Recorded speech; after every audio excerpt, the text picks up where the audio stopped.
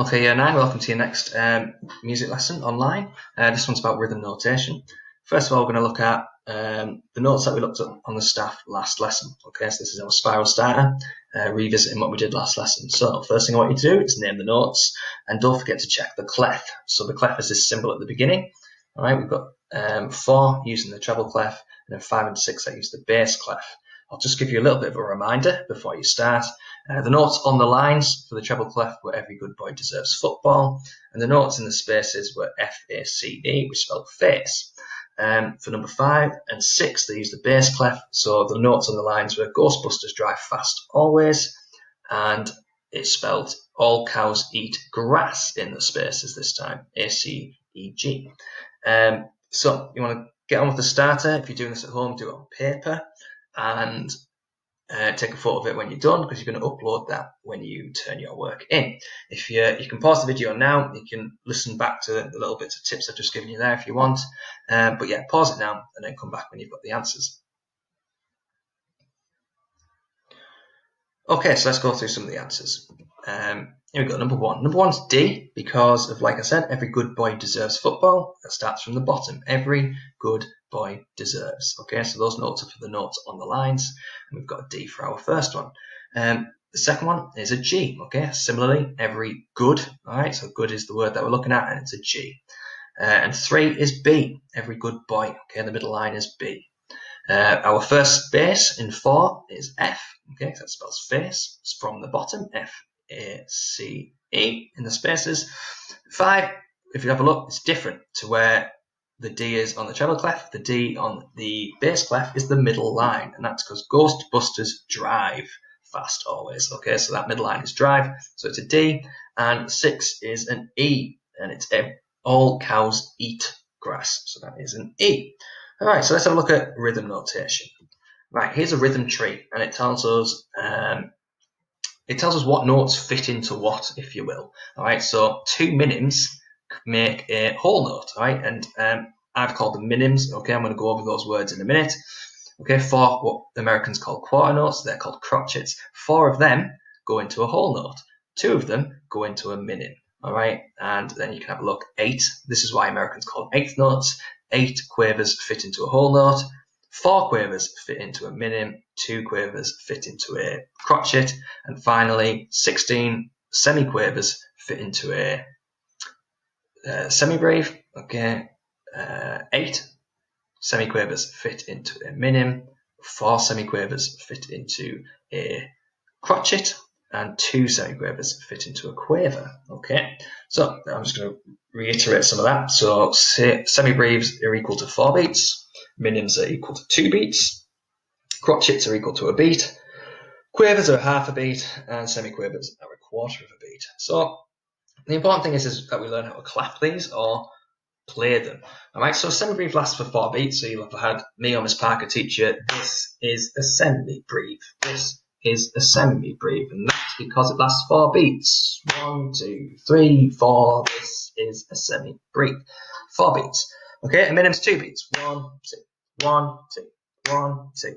Okay, so you only clap on beat on the first beat. Or if it was a bar of 4/4, you clap on beats 1 and 3. 1, 2, 3, 4. So I'm only clapping on beats 1 and 3.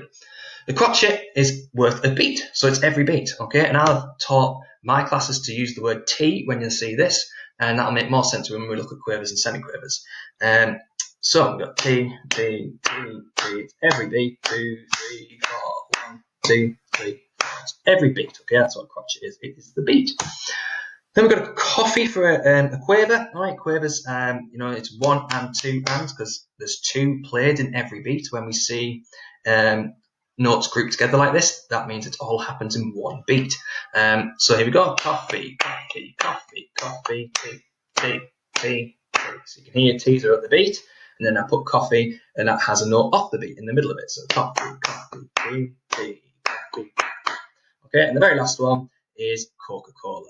All right, and that is a semiquaver. It's worth quarter beats. So there's 4 of them in 1 beat. Okay, so if I demonstrate all of these, you've got T, T, T, T, coffee, coffee, coffee, coffee, Coca-Cola, Coca-Cola, Coca-Cola, Coca-Cola.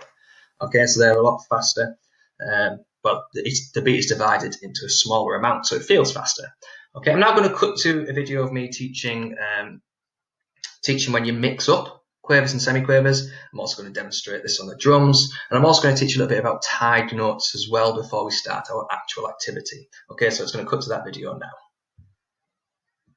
Right, so we're going to have a look at mixing quavers and semiquavers, and the way I teach this is by using the drinks, as you can see on the board. So, normally if you're in the classroom, I'd get us all to pick rhythms together, so it's random, but I'm just going to pick some random ones now. Okay, so one of the main things we're focusing on is mixing semiquavers and quavers. So the first rhythm I'm going to choose is 2 semiquavers and a quaver. Okay. And that gives us the sound lemonade. Alright, so if I write in a different colour, underneath you can see the kind of phonetics, which are the words that I use to kind of teach us how to clap these rhythms, because it's important not just to be able to know how many beats each one's worth, but also to be able to clap them, because really practically that's what we need to be able to do. We're trying to combine 2 pieces of knowledge now. So where we learn to read the notes, which notes what on the staff, we also need to know what rhythm those notes are played in. So this is some ways that we can learn some of the rhythms. So the other one that we can mix is hot chocolate, okay, which is kind of like the opposite of lemonade. So we say hot chocolate for that one. And then I'll pick 2 others at random. I like to put an apostrophe, so it's just so you know it's only 2 syllables. Let's put a Coca-Cola in. And a coffee. Let's start with a coffee, why not?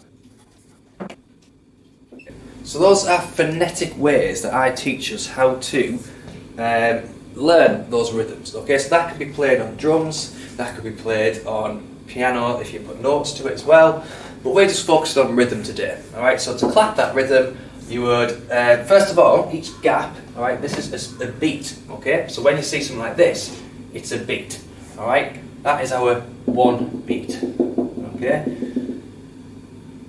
1 beat. So that's why we separate them off into groups like this, okay? Because that tells us that all happens in 1 beat. Now it happens evenly. Often when I teach children this, they'll go coffee, coffee, coffee, okay? And that's not even, okay? It should be coffee, coffee, coffee, coffee. So I'm going to demonstrate on the drums. So my right foot, the bass drum, is always going to do the beat, okay? And I'm going to demonstrate all of these. So T is just the beat. So T, T, T, T. I was talking about evenly spreading the beat. So evenly spreading the beat, I'm going to use the word coffee to do quavers, okay? So coffee, coffee, coffee, coffee. I am not speeding the coffee up so it's not evenly spread, okay? Doesn't sound like this. Okay, it's even, alright? It's half a beat, okay? So you need to make sure it's half a beat long. Okay, Coca-Cola, that's going to be 4 in 1 beat. Like I said earlier, if it's in a group, alright, it's going to be 4 in 1 beat. So let's have a look at Coca-Cola. Coca-Cola, Coca-Cola. Okay, so 4 notes in 1 beat. 1, 2, 3, 4. 1, 2, 3, 4. 1, 2, 3, 4. All evenly spread as well. But when you come to lemonade and hot chocolate, those are not evenly spread because you've got 2 semiquavers followed by a quaver, or a quaver followed by 2 semiquavers. So lemonade sounds like lemonade, lemonade, lemonade, lemonade. And that almost is like a gallop like a horse would make. So it's a bit like a gallop. Alright, hot chocolate is kind of like the opposite of lemonade. So hot chocolate, hot chocolate, hot chocolate. So instead of having the longer note at the end, you got the longer note at the beginning. So lemonade, lemonade, lemonade, lemonade, lemonade, hot chocolate, hot chocolate, hot chocolate, hot chocolate, hot. Okay, so this rhythm that we've got on the board is coffee, lemonade, hot chocolate, Coca-Cola, coffee, lemonade, hot chocolate, Coca-Cola, coffee, lemonade, hot chocolate, Coca-Cola, coffee, lemonade, hot chocolate, Coca-Cola. Okay, so again, I said you could play this on drums. So,